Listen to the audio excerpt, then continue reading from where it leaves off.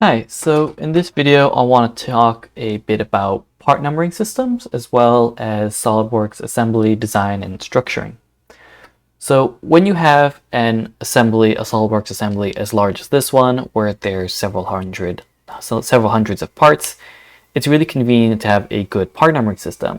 A good part numbering system will allow you to know immediately where to find a certain part in the assembly, as well as to look up the right name of the part you're working on and not have it being a confusing mess.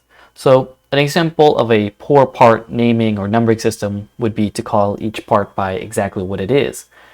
You would then have a full assembly with hundreds of parts with confusing names, such as this is the left upper shock mount and the left lower shock mount and the wheel hub, or the small bolt that goes within the wheel hub that attaches it to the spline adapter.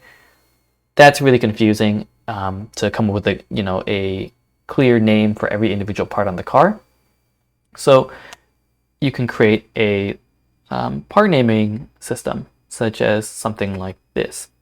So here's a part numbering system that we used back in 2021. You can see that on this column here, you can see what the SOLIDWORKS part is going to be called. And it's broken down by different subsystems, so suspension, the body, the drivetrain. And we can see here that the first three things here are 20, which is the year, and then the S stands for suspension, B for body, D for drivetrain. And then this last set of numbers here is just sequential, so it goes from 1 all the way down to 135. So this is not a bad system. It allows you to find the part that you're working on, look it up by number, and you can look in here as a reference to see what you're working on or what the part is called, and you can search for it pretty easily. The problem with this system is that this number here doesn't give you a huge amount of information. Yes, you know what subsystem you're working on, but beyond that, you don't really understand where the part falls within the hierarchy of the car just by knowing this last 4 digits. So I want to talk a bit about a system that we developed 2 years ago that has worked really well for us, and I think it's a pretty smart part numbering system. It allows you to know sort of where in the car you were talking about or what part of the CAD you're looking at. So let me show you that here. Actually, I'm going to do a quick aside. So let's talk first a bit about SOLIDWORKS assembly design. And that'll help us inform or like what's a good part numbering system or how do we make a good part numbering system for this design. So at the top of your SOLIDWORKS assembly, you're going to have your full car CAD. We call it FCC. This is the SOLIDWORKS assembly that ultimately holds everything. This is the top level that you can see the full car, and that's what I was showing earlier. Obviously, this assembly should be made up of smaller assemblies, right? We don't want to hold every single component just loosely in this massive file. It would be really hard to work on and load, and it'd be really prone to just bugs and errors and mate issues, and it'd be really hard to work with. So under this, we have, a smaller assembly. And then within these smaller assemblies, you'll have even smaller sub-sub assemblies. It looks something like that. And then obviously you have to have your part somewhere. So let's say each assembly here is made up of, I don't know, some part, part, and maybe even these assemblies are made up of some sort of part alongside its assembly. So each assembly is made up of smaller assemblies or parts. And then at the top, we like to keep it that the full car CAD or FCC is just made up of the majorest or like the largest sub-assemblies. So typically the suspension, the drivetrain, and the chassis. Those 3 assemblies go into the FCC. And then each sub-assembly, or for the suspension, drivetrain, and chassis, those are made up of smaller assemblies and parts. So why does a good part numbering system go hand in hand with this? Well, a good part numbering system will let you know where in this tree you are, and that's really convenient. So if we want a part numbering system where you can look at the number and know, well, okay, I'm say within the suspension or within the front suspension or within the brakes, and you can work your way through the tree by knowing that number. And that number essentially encodes where in this tree that part falls. So let's look at what the system looks like. So the system looks something like this. We're going to start off with just what the current year is. So if it's the 23-24 season, we're going to start off with 24. That just lets us know what year we're working with. And then followed by a letter. So for example, we're going to go 24S. This is for suspension. You could also have 24D for drivetrain or 24C for chassis. We're then going to follow this by a sort of 3-digit number. So let's put 100. The first number here signifies within the suspension we're working in the 100 assembly or some larger assembly. We could also have 100, we could have 200, we could have 300. But this first digit here tells us, if this is here 23, like the 23S, whatever assembly, tells us which of the sub-assemblies that we're working in. So it tells us we're a relatively large assembly. So for example, within suspension, we have 24S-100, which is the front. That's like all the suspension stuff that's in the front. We have 24S-200. This is everything in the rear. And then we have 24S-300, which is everything in the foot box.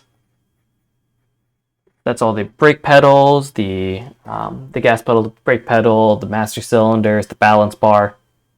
That's all in the 300 range. So these are obviously not, these are going to be the assemblies, but they're not going to have everything just in this assembly. You can have smaller assemblies. So you can take, for example, just this front, and we can break it up into 24S-110-120-130, and so on, right? And these are smaller assemblies within the front. So for example, this is the upper A-arm. These are the lower A-arms. And this is the knuckle assembly.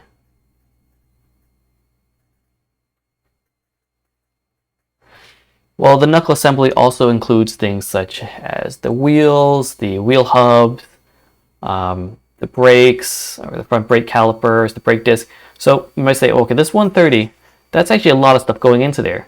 So we can actually break it even further down, right? So we can have 131, 132, and so on.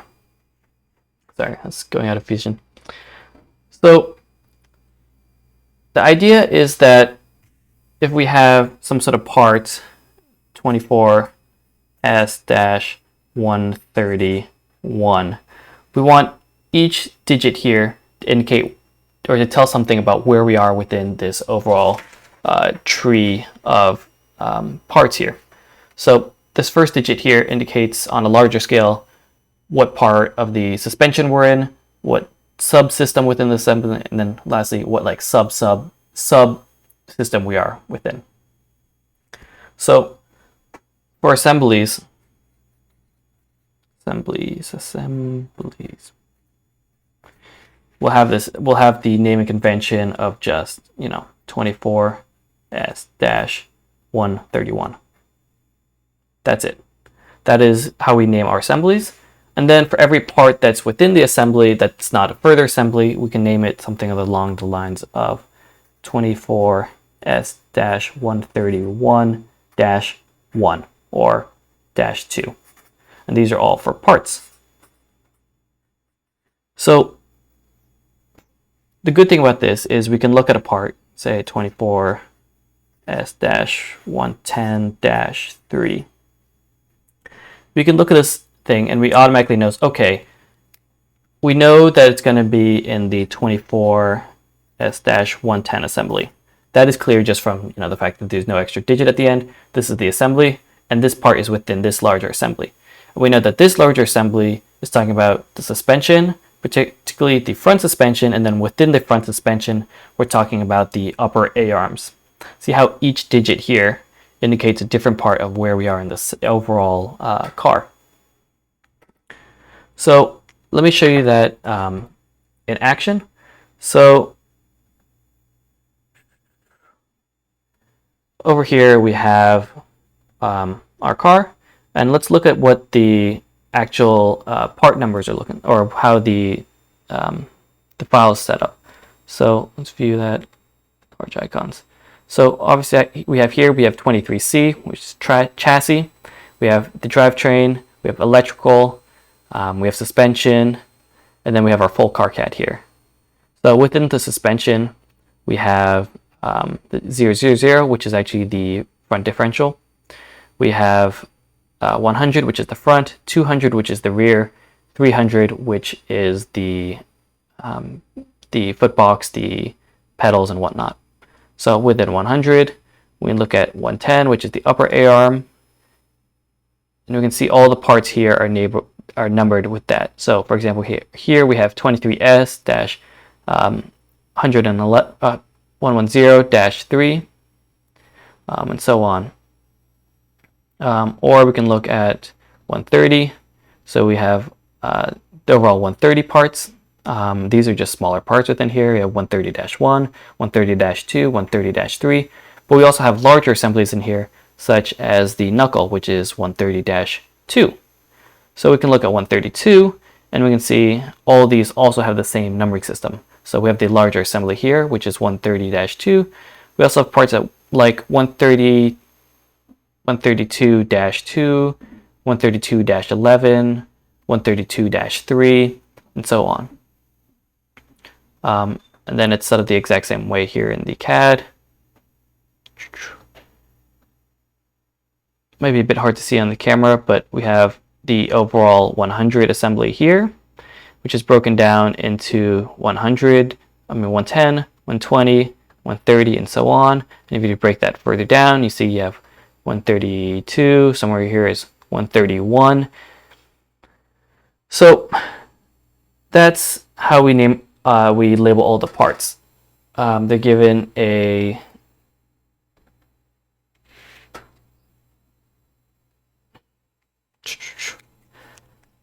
three thing at the front, which indicates what year, what subsystem we're looking at, as well as a 3-digit number if it is a assembly, and that assembly tells us where in this tree we're falling. And then the last set of digits tell us what part we're looking at. And then obviously this system doesn't work for everything. In particular, this system isn't perfect for COTS parts or consumer off-the-shelf parts. So McMaster bolts, nuts, anything that we buy and we don't make. So for example, if we're buying a bolt from McMaster, it doesn't really make sense to put it into its own separate part and then give it a whole new part name. I mean, you could do that, but it can be kind of confusing. What we prefer to do instead is to actually just label the part number by the McMaster ID. So if we look here, we have this this rod end here from McMaster. I believe this is a 1/2-20 spherical rod end. And if you can see here, the part number is just simply the McMaster ID. So in this case, it's 2458K141. And that if you were to type that number into McMaster, you'll be able to find this exact part. So when we're looking in the CAD and we see McMaster parts or bolts and we say need to buy more of them, we can look at just this part number, pull it up on McMaster and buy them. If you have a part that's, for example, not a McMaster part and it doesn't have such a convenient part numbering system, we just typically, I guess, call it whatever makes sense in the moment. So for example, Aurora bearings, we'll just title it as Aurora bearing dash and whatever the part number is from Aurora. But for the most part, we're using either parts that we make or McMaster parts, so this system works pretty well. So